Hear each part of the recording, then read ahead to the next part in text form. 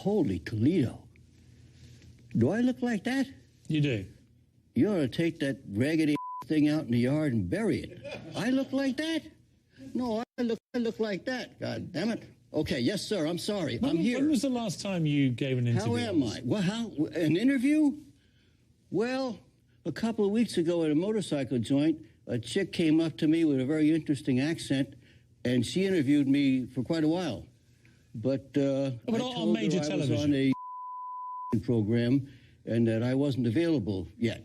But last time I was interviewed, I guess right here, the guy with with Larry, yeah. Yeah.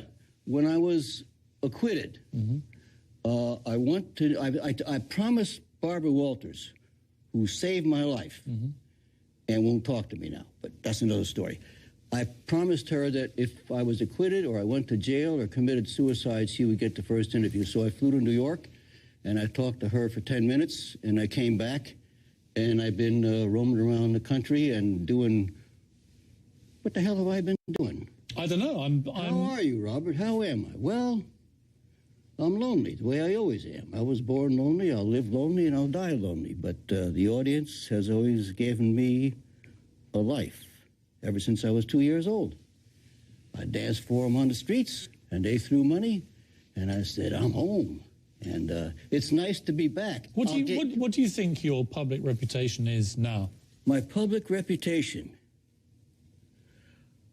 I've been traveling around the country for a long time because I was kind of, after the trial, I was a nervous breakdown. And if anybody in my life, I didn't have anybody in my life, but if anybody loved me, they would have taken me to Hawaii and laid me down in the sand, but there wasn't anybody, so I just got in the car and drove around living on Twinkies and Weber's bread and grow a beard and walk into a pool room and shoot some 9-ball and stuff like that.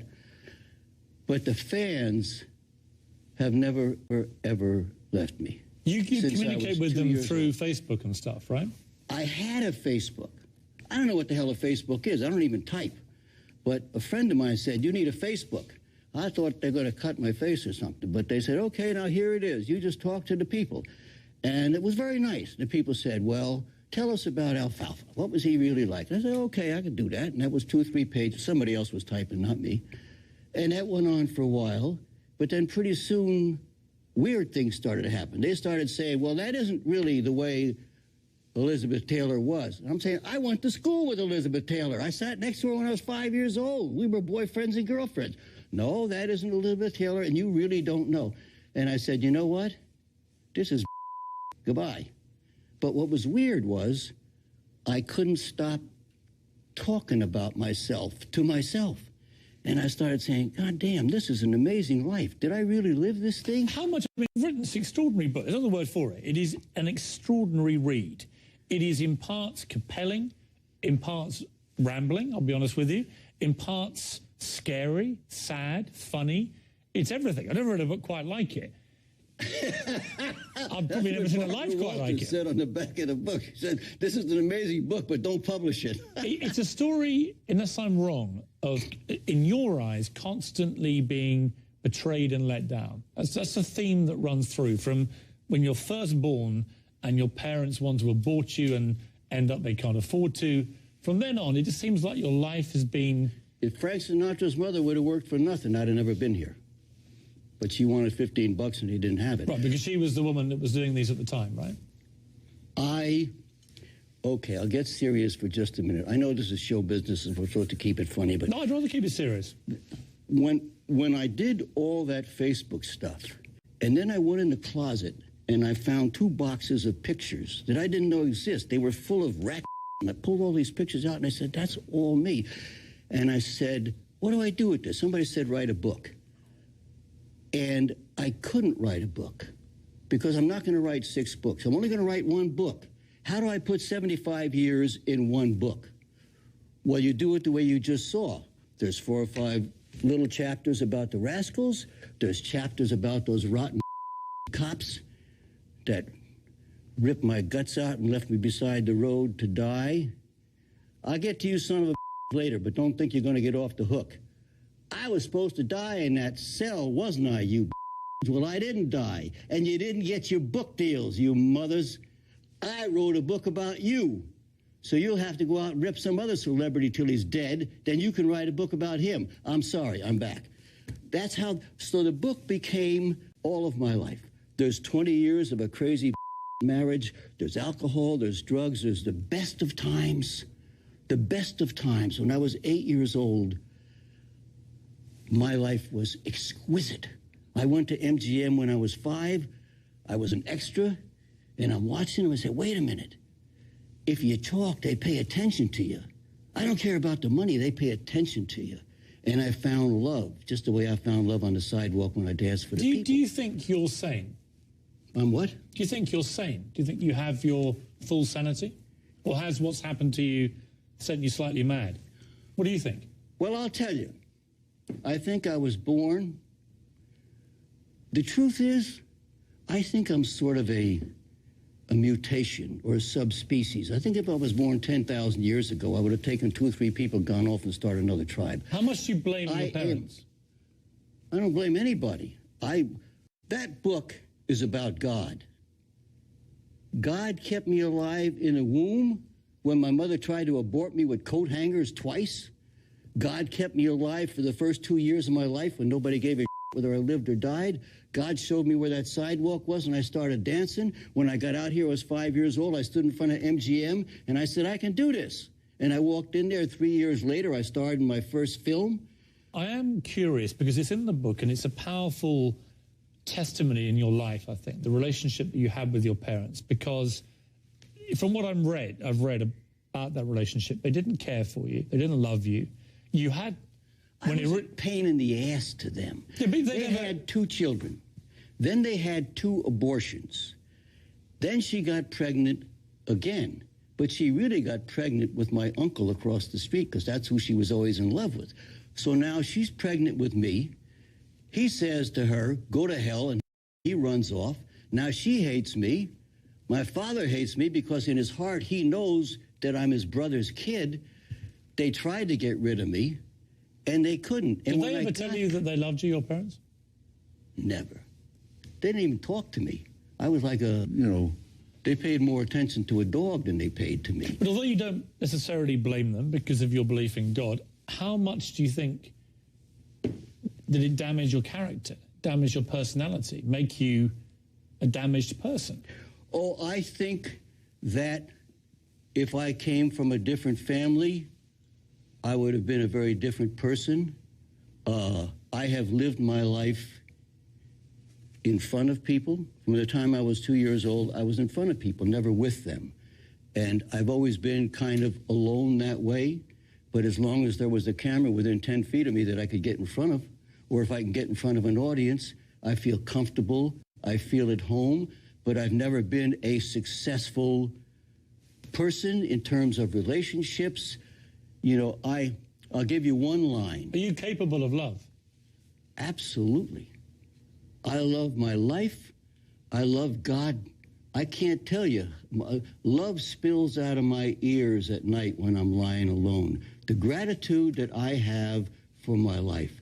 How could you not love a God that kept you alive in a cement box for a year? How could you not love a God that kept you in a womb when you were supposed to be dead out of the womb? Let's take a short break, Robert. I want to come back and talk to you about the events of 2001, because clearly your life was very, very different after that. Take that to the bank, brother. He tore loose, got a gun. He said, look at me, boy. Take a good look, because I'm the last living thing you're ever going to see. And he pulled the trigger. But the gun wasn't loaded. Could I just say one word about this? Yeah. Before I came to the set, and boy, I was so raw, and I was so ready to play that scene. We started the scene, and the tears are flowing, and I'm rolling, and I'm Spencer Tracy, I'm John Garfield, I'm everybody on the planet. And the boss says, cut. He said, clear the set. Everybody get out of here. And he came up to me, and he said, Robert, the rain is crying for you. I said, what the hell are you talking about, boss? He said, you just say the words. Now, I got enough emotion in me to start World War III. He says, here, take a cup of coffee. He calmed me down, and he said, all I want you to do is say the words.